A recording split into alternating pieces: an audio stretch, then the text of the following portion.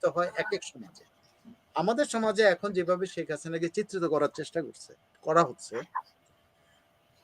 এইটা যদি এইভাবে তাকে ফ্যাসিবাদী বলা হয়, তাহলে আমি আগেই বলছি যে আমাদের প্রত্যেক শাসক বঙ্গবন্ধুর পরে আপনি মোশতাক বলেন killer of what I say he is a killer.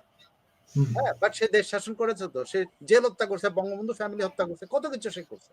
But তারেকেও আমরা কিন্তু মুশতাকরে আওয়ামী লীগ ছাড়া অন্য কেউ অনেকেই তাকে মনে করে সে হলো দেবদূত, তাই না? এখন তো এটা ভিন্ন দৃষ্টিভঙ্গিতে। আপনি এরপর আসেন জিয়াউর রহমান। জিয়াউর রহমান ছিলেন হলো মানে উনি বলতে পারেন যে বিশৃঙ্খল বাংলাদেশ থেকে শৃঙ্খলে আনার জন্য তাকে প্রতীক হিসাবে ধরা হয়। কিন্তু এই শৃঙ্খলা আনার জন্য ওনাকে কি করতে হয়েছিল সেটা ইতিহাস কি আজকে না 50 বছর পর থেকে লেখা হবে? How how many coups in his army, যে তাকে ক্ষমতাচ্যুত করার জন্য 19টা মানে সোফার রেকর্ডেড বলে 19টা কু হয়েছিল। 1000 সৈন্যকে বিনা বিচারে মানে কোর্ট মার্শাল দিয়ে উনি হাজার হাজার সৈন্য মারছেন, বিমান সেনা মারছেন, বিমান বাহিনীর অফিসার মেরেছেন। ওই যে রেড আর্মির একটা বিমান যখন বাংলাদেশ আসে সেই সময় একটা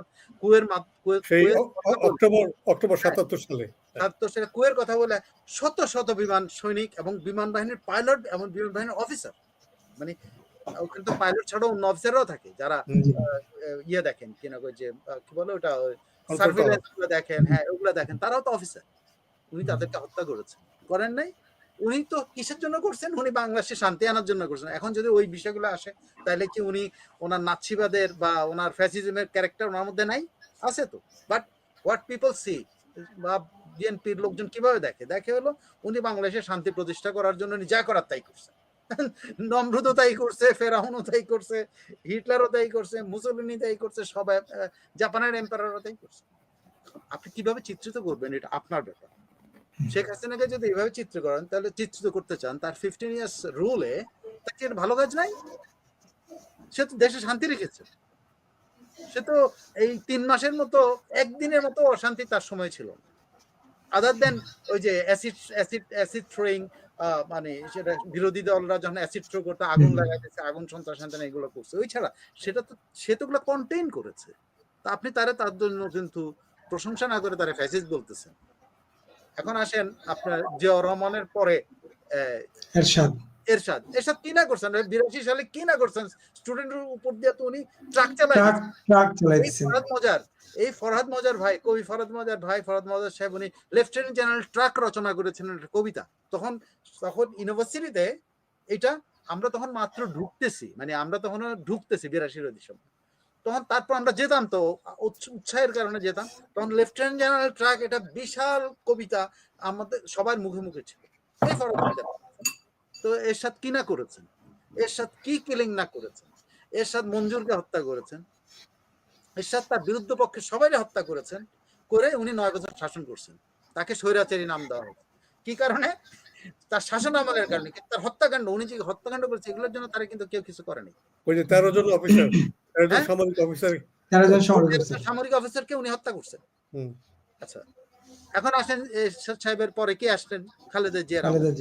তো খালেদা জিয়া ক্ষমতায় এসে ঠিক বাংলাদেশে প্রথমবারের মতো এরশাদের দাঙ্গার পরে বাংলাদেশে যদি সাম্প্রদায়িক ধরেন সম্প্রীতির একটা কি বলে মৈত্রী ধ্বংস করা হয়, তখন এই আমলেই হয়েছে।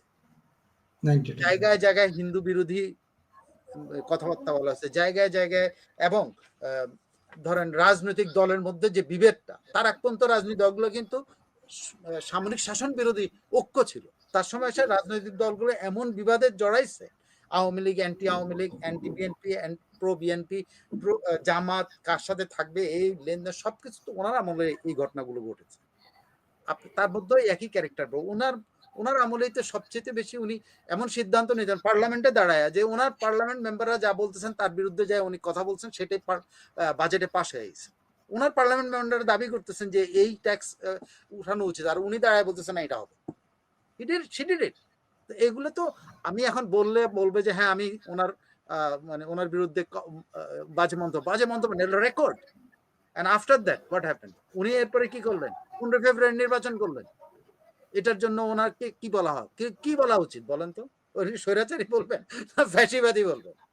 আপনি শেখ হাসিনা যদি তার 3টা নির্বাচনের জন্য তাকে দায়ী করেন, তাহলে খালেদা জিয়া তো একই দায়ে অভিযুক্ত 15 ফেব্রুয়ারি নির্বাচন করেন নাই, উনি তো করতেন। তো যদি শেখ হাসিনাকে আপনি ফ্যাসিবাদের বিভিন্ন এলিমেন্ট দ্বারা অভিযুক্ত করেন, বাংলাদেশের প্রত্যেকটা শাসককে কোনো না কোনো এলিমেন্ট দিয়ে অভিযুক্ত করতে পারবেন। এখন আমি এই যে ফ্যাসিবাদের এই ফ্যাসিবাদ করতে করতে আমি একটা জিনিস আপনার বলি, এই সরকারের আমলে নোবেল পুরস্কার বিজয়ী এই শব্দটা আমার কাছে খুব বাজে লাগে, যে এটা নাকি বিজয় না কম্পিটিশন। কোন পুরস্কারের জন্য কম্পিটিশন করতে, এটা স্পোর্টসের জন্য হওয়া উচিত, সাহিত্যের জন্য হওয়া উচিত, তার শান্তির জন্য হওয়া উচিত। এটা আমার ভিন্ন দৃষ্টিভঙ্গি। হ্যাঁ, এটা এটা এটা এখানে প্রতিযোগিতার কিছু নাই, কিন্তু কিন্তু এখানে প্রতিযোগিতা করে নাকি শান্তি, কি শান্তি আনছে আল্লাহ জানে উনি, এবং এই শান্তির জন্য উনি পুরস্কার পেয়ে গেছেন। পুরস্কার মানে উনি বিজয় হয়েছেন, কারোর সাথে লড়াই করছেন, কার সাথে লড়াই করছেন এটা কিন্তু আমরা জানি না। লড়াই না হলে তো বিজয়ের প্রশ্ন আসে না, বিজয় পুরস্কার প্রাপ্ত হওয়া উচিত। সেই নোবেল বিজয়ী সাহেব উনি কি করতেছেন? What he is doing? He is doing the extremist. যদি আগের সরকারগুলোকে যদি ফ্যাসিবাদ বলেন, ইউনূসের সরকার আমি বলবো চরম ফ্যাসিবাদী। চরম শব্দটা লাগানো উচিত ওর নামের সামনে, যেমন চরমপন্থী বলে, এবং চরম শব্দ লাগায় ফ্যাসিবাদী বলা উচিত। কারণ each and every step he is taking, other than meeting with the political parties, each and every step. আপনি দেখেন, আমি খুব লজ্জা লাগছে কথাটা বলতে, বদরুল ভাই, আমরা সাংবাদিক,